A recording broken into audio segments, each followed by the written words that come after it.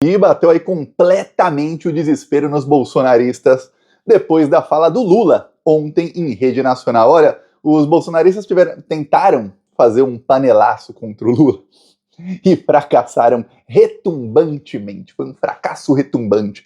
Deve ser porque as panelas hoje estão cheias.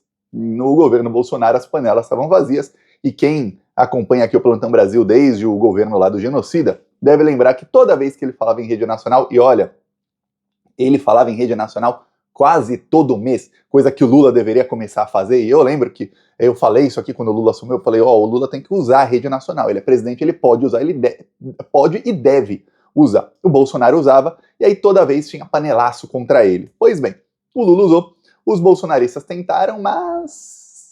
Só que é Vila Velha, Espírito Santo, ó. Lula falando...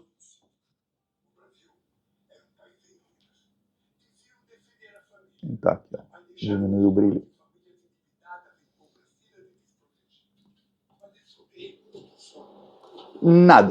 Nada, absolutamente nada. Ninguém batendo panela lá num dos bairros aí mais nobres aí do Espírito Santo. Para você ter ideia, em Vila Velha teve muito panelaço quando o Bolsonaro falava. Aqui é com o Bolsonaro presidente, tá? Quando o Bolsonaro falava. A diferença é grande, né? Dá para você ver que a coisa, no caso aí do Bolsonaro, tava feia, e no caso aí do Lula, nada, nenhuma pessoa. Você vê ali nos terraços as pessoas com a panela, tudo mais. No caso do Lula, nada. Falhou, fracassou retumbantemente aí o panelaço do Bolsonaro e os bolsonaristas sentiram porque o Lula mostrou, ele começou batendo no Bolsonaro. Quem não viu, vai estar no Plantão Brasil aí, o vídeo completo. Mas você dando um Google aí, você acha. São 7 minutos aí da fala do Lula em rede nacional. Muita gente, felizmente, hoje já não assiste mais televisão. Muito bom. Mas milhões de brasileiros ainda assistem. Então, é importante o Lula falar. O Lula poderia usar esse expediente mais vezes, uma vez por mês, uma vez a cada 2 meses. Seria bom para mostrar aí os feitos do governo. Porque senão, se depender da imprensa, não mostram. Ele começou batendo no Bolsonaro, falando que a democracia venceu, citou os ataques do dia 8 de janeiro, e aí ele começou a citar os feitos do governo. O Brasil tem hoje a menor taxa de desemprego dos últimos 10 anos. O Brasil chegou ao pleno emprego. O salário voltou a aumentar acima da inflação.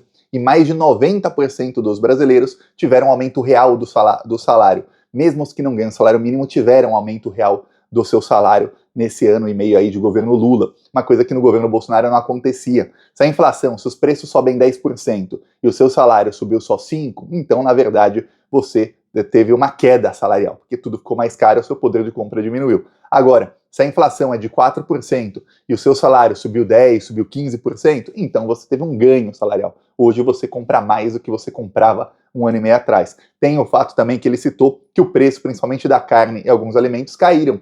Então, com os preços menores, mesmo se os salários tivessem iguais, o poder de compra, principalmente das pessoas mais pobres, que é quem gasta a maioria do seu dinheiro em alimentação, o poder de compra já aumentou. Só que com o salário ainda aumentando, o poder de compra aumenta ainda mais. Aí ele citou dados da indústria, falou aí que o governo anterior, sem citar nome, né? O governo anterior acabou com o Minha Casa Minha Vida e acabou com farmácia popular. Lembra até que o Bolsonaro, no final do governo dele, ele queria fazer um Minha Casa Minha Vida para milionários. Só de casas de 1 a 3 milhões de reais. Quer dizer, quem compra casa de 3 milhões de reais tem grana, né? Pois bem, o Lula voltou Minha Casa Minha Vida. Eu lembro que no segundo mês de governo dele, em fevereiro do ano passado, ele já inaugurou 400 casas que o Bolsonaro tinha deixado paralisadas, as obras, por 4 anos. E aí, Lula está inaugurando e contratou novas casas aí. Então voltou Minha Casa Minha Vida, voltou Farmácia Popular com os mesmos medicamentos que antes e ainda adicionou novos remédios. Uma única coisa que ficou ruim ali na edição é que ele coloca os remédios que são para Parkinson, para colesterol alto e alguns outros, apareceu por menos de um segundo, impossível de ler. Podia deixar um tempinho maior na tela, mas tá. Ficou boa a edição da peça aí que o Lula fez para a Rádio e TV. E engraçado, né? O Lula falou todos os feitos do governo dele, como o Brasil melhorou, como o Brasil voltou, falou que o Brasil voltou ao mundo e o mundo voltou ao Brasil, porque o Brasil vai sediar aí o G20, a reunião do G20, o Brasil também deve sediar outras reuniões internacionais, vai sediar também a reunião dos BRICS, os BRICS estão aí num momento decisivo com a eleição da Venezuela, porque a Venezuela deve entrar nos BRICS no lugar da Argentina. Isso está apavorando os Estados Unidos. Os BRICS vão ter aí mais de 70% do petróleo mundial. O dólar vai acabar. A hegemonia do dólar, o imperialismo americano, nas próximas 2 décadas, no máximo, vai acabar. E a Venezuela não estando nas mãos do Império Americano, isso é a maior pancada aí que eles receberam nos últimos tempos. Então, tem um desespero muito grande lá. O Brasil é quem vai sediar a próxima reunião dos BRICS. Lembremos que quem está ajudando a comandar aí esse processo de queda do imperialismo americano é Dilma Rousseff, que é a presidenta do Banco dos BRICS. Pois bem, o Lula fala isso tudo, mas as manchetes na imprensa, a imprensa, você vê, né, que eles só querem o que os patrocinadores querem. A imprensa só falou de um trecho da fala do Lula. Lula citou a mãe dele, a dona Lindu, para falar que ela ensinou ele a nunca gastar mais do que ganha, para falar que o Brasil tem compromisso com o superávit fiscal, ou seja, o Brasil não vai gastar mais do que ganha. Essa é a única parte que a imprensa ligou. Todos os veículos, aí eu falo Metrópolis, UOL, Folha, Globo, Estadão, destacaram Lula na TV, ressalta compromisso com déficit fiscal, Lula diz com superávit, Lula diz que não vai deixar ter déficit no Brasil, Lula ressalta compromisso fiscal. Por quê? Porque a imprensa quer corte de gastos. A imprensa quer corte de gastos por 2 motivos. Para não ter déficit. Déficit é quando o Brasil, ou qualquer país, gasta mais do que ganha. Só que nesses gastos entram 800 bilhões de reais, que são a Bolsa Banqueiro, que é dinheiro dos juros que o Campos Neto mantém aí a maior taxa de juros do mundo, e nós pagamos 800 bilhões de reais para esses banqueiros. Se isso não tivesse na conta, nossa senhora, ia ser muito fácil para o Lula, mas está na conta. Se os juros do Brasil estivessem como estavam no governo Bolsonaro, o Lula teria meio trilhão a mais para investir no que ele quisesse. O Bolsonaro, ele pagava só 300 bilhões por ano. Só. 300 bilhões por ano de Bolsa Banqueiro. Estamos falando de 1,5 bilhão de reais por dia saindo dos cofres públicos para indo para banqueiro vagabundo. O Lula paga mais que o dobro. É meio trilhão a mais todos os anos. Aí, esses mesmos banqueiros que estão recebendo a maior mamata da história, isso é um golpe como nunca antes dado na história.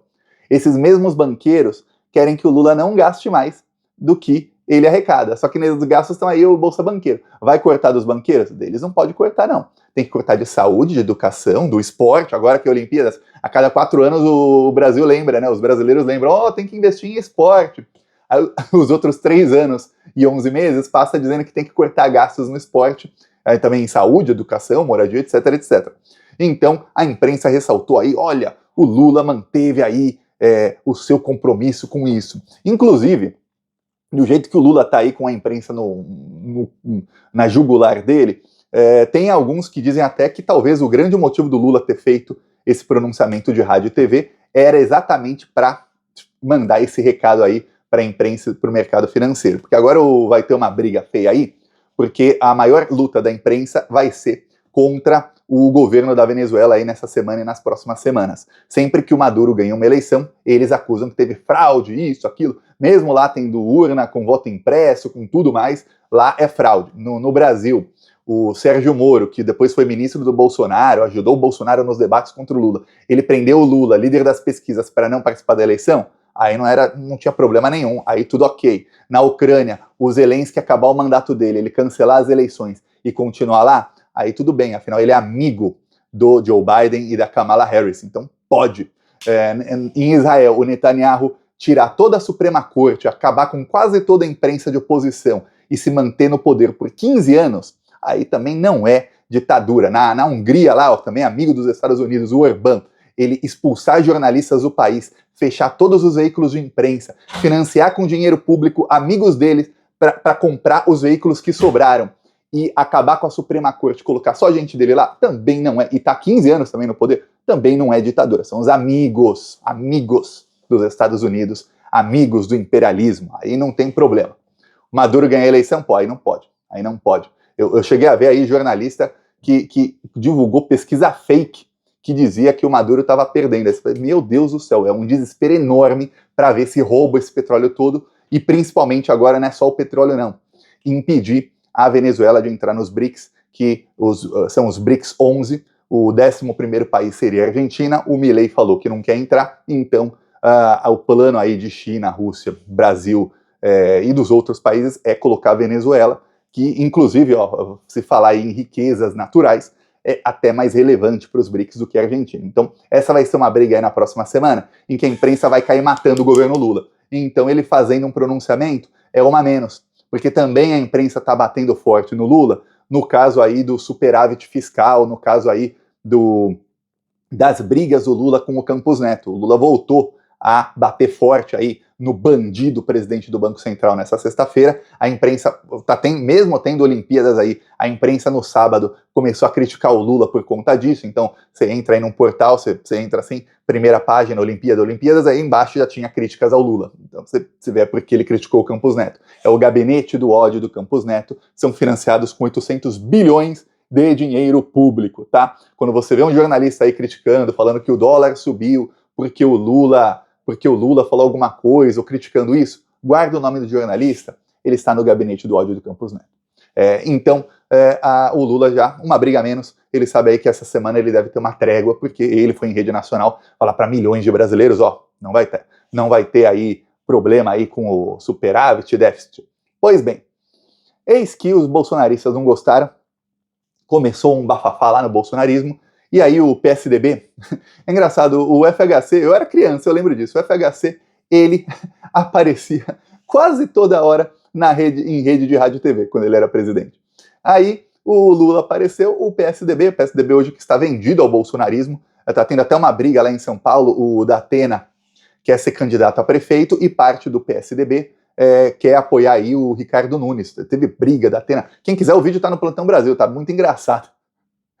É engraçado que o Datena, ele fala tudo, né? Datena xingando os caras de seus vagabundos, não sei o quê, dá uma briga danada lá. Adoro essas convenções nacionais aí do PSDB, a cada 2 anos tem, né, todo ano de eleição, e aí a gente vê muita pancadaria. Teve uma lá que tinha um cara que caiu com a bunda de fora, foi em 2018, isso é muito bom, muito bom. PSDB é excelente, é um entretenimento garantido, pena que a próxima é só em 2026, mas já estou esperando para ver. Pois bem, o PSDB entrou na justiça, dizendo que o Lula não pode usar rádio e TV para falar de feitos do governo e para mentir. Dizem que o Lula mente sobre feitos do governo e atacou o adversário. O Lula não atacou ninguém. O Lula citou os feitos dele e comparou com como era antes dele, que é o que qualquer presidente pode e deve fazer. Inclusive, digo eu, o Lula deveria falar que faz tempo.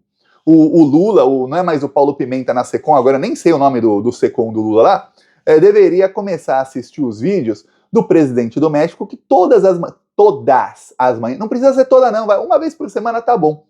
Todas as manhãs ele convoca toda a imprensa, e eu sei que o Paulo Pimenta não assistiu, que o Paulo Pimenta outro dia foi no outro canal de esquerda e falou um monte de coisa errada aí sobre como faz as lives dele, o presidente do México. Ele falou, ele faz sem imprensa e tal. Não, faz com toda a imprensa. E aí ele faz 3 horas de live, ele tem um telão atrás dele, a equipe dele vai mostrando os gráficos, ele tem as pautas que ele quer, ele fala 1 hora e meia, e depois ele abre para pergunta. E olha, é pancada, viu? A imprensa bate nele, ele fala, agora eu respondo.